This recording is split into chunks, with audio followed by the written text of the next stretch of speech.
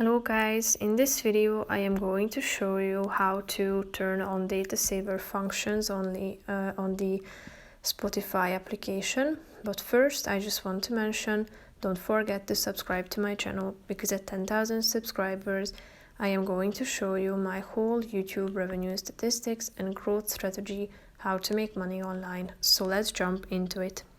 First of all, open the application on your phone.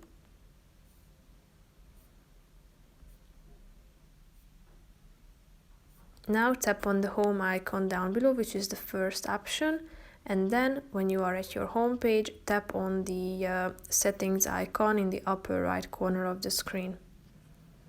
Click on data saver option, which is the third one, and as you can see there are three functions that you can turn on in order to save your data when you are not on Wi-Fi.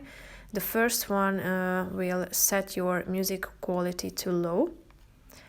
The second one and the third one are related to video podcasts. So if you downloading a video podcast, this second function will save only the audio, so you are going to save your data.